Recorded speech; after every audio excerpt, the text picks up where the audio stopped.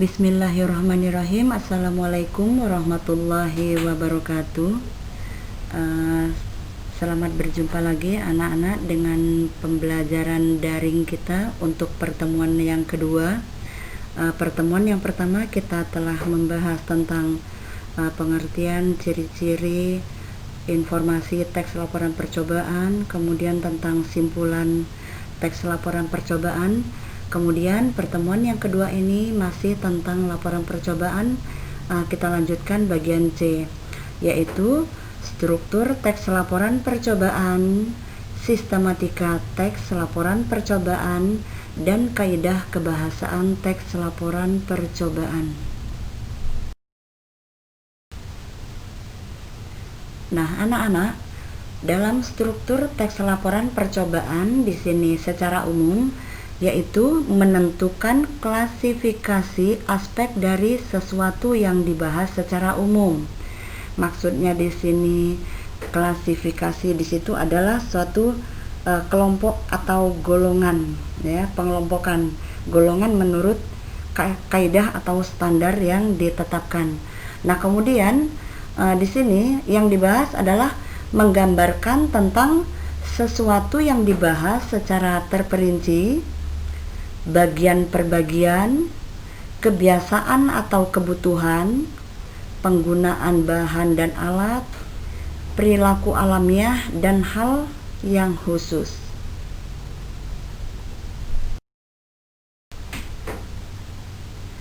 Selanjutnya, sistematika teks laporan percobaan atau susunan teks laporan percobaan selain disajikan dalam bentuk eksplanasi dan deskripsi, laporan percobaan juga dapat disajikan secara sistematik seperti penulisan karya ilmiah. Nah, sistematika laporan percobaan ini dapat dibagi menjadi 9. Nah, kalian tahu apa yang dimaksud dengan bentuk eksplanasi? Yang dimaksud di sini bentuk atau teks dari eksplanasi itu adalah suatu teks yang berisi tentang proses mengapa dan bagaimana. Mengapa dan bagaimana apa? Sesuai dengan judul yang kalian tentukan nanti. Nah, sistematika laporan percobaan ada beberapa poin di sini. Yang pertama bisa kalian lihat, yang pertama adalah judul. Judul apa yang kalian ambil dalam objek yang akan kalian teliti. Kemudian yang kedua, ada objeknya. Yang ketiga, ada pelaku percobaan. Yang keempat, ada tempat dan waktu percobaannya. Yang kelima, sudah pasti ada tujuannya.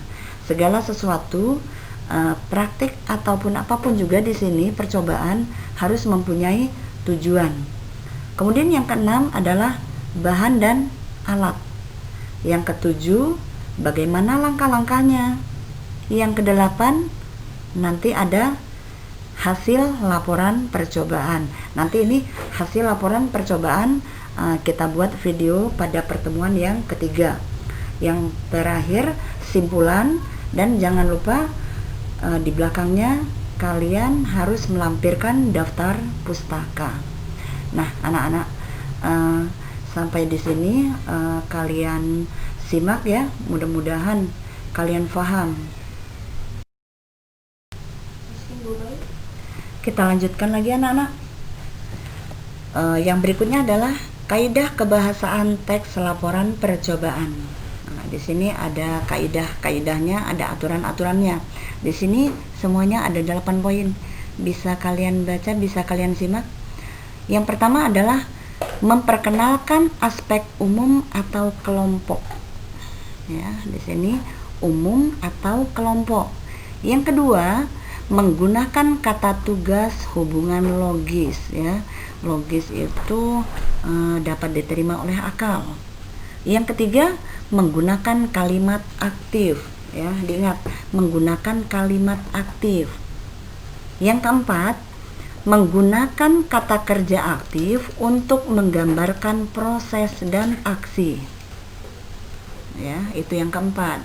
Kemudian poin yang kelima, menggunakan kata serapan atau istilah khusus sesuai bidang ilmu yang berkaitan dengan objek yang diamati.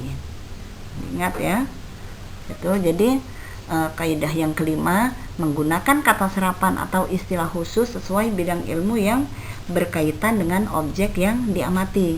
Yang keenam, tidak ada urutan waktu, tetapi ada urutan kegiatan. Jadi urutan waktu itu tidak ada, tapi urutan kegiatan ada. Itulah yang dikatakan dengan secara sistematis. Kemudian yang ketujuh, menggunakan kata benda dan frase benda dibandingkan kata ganti orang.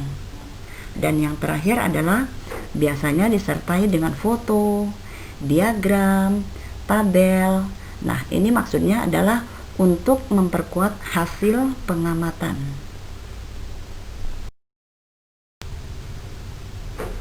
Sekarang yang terakhir kita akan bahas bagian D, yaitu menyusun teks laporan percobaan dengan memperhatikan struktur, sistematika, dan kaidah kebahasaan. Kemudian yang kedua yaitu menyunting teks laporan percobaan yang telah disusun. Nanti kita bahas satu persatu anak-anak.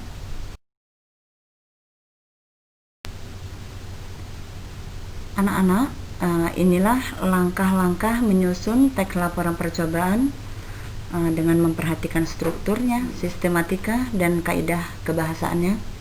Ada 4 yang harus kalian perhatikan. Yang pertama adalah menentukan judul percobaan sesuai dengan objek yang diamati atau diteliti. Ya. Kemudian yang kedua, menyusun tujuan percobaan berdasarkan percobaan yang telah dilakukan. Poin yang ketiga, menyusun teks laporan percobaan berdasarkan struktur teks laporan percobaan.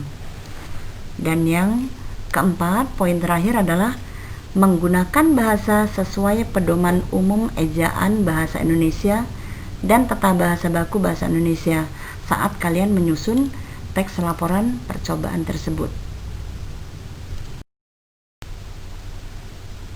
Nah, anak-anak, kalian sudah mengikuti mulai dari pertemuan pertama dan ini pertemuan kedua. Setelah selesai kalian mengikuti teori tentang menyusun teks laporan percobaan, maka yang terakhir adalah langkah menyunting teks laporan percobaan yang telah kalian susun, ya. Jadi teks laporan percobaan yang sudah kalian susun harus disunting kembali supaya tidak ada kesalahan. Nah, apa yang harus kalian lakukan? Yang pertama adalah menandai kata, kalimat, atau makna kata dan kalimat yang salah. Nah, jadi di sini kalau seandainya ada kata, kalimat, atau makna kata yang salah, kalian beri tanda supaya nanti bisa diganti atau diperbaiki. Yang kedua, yang B, memperbaiki kata, kalimat, atau makna kata dan kalimat sesuai dengan unsur kebahasaan. Ini sesuai dengan buku di dalam buku KBBI, ya, Kamus Besar Bahasa Indonesia, menurut ejaan yang disempurnakan. Kemudian yang terakhir adalah bagian C, menulis kembali teks tersebut sehingga menjadi teks laporan percobaan yang baik dan benar. Nah, kalau sudah kalian sunting, insya Allah mudah-mudahan teks laporan percobaan kalian akan sempurna. Anak-anak, materi kita pertemuan yang kedua telah selesai. Nanti pertemuan yang ketiga kita akan membuat video tentang laporan percobaan atau eksperimen. Selamat belajar, jaga kesehatan, dan tetap semangat. Sampai jumpa lagi pada pertemuan yang ketiga. Wassalamualaikum warahmatullahi wabarakatuh.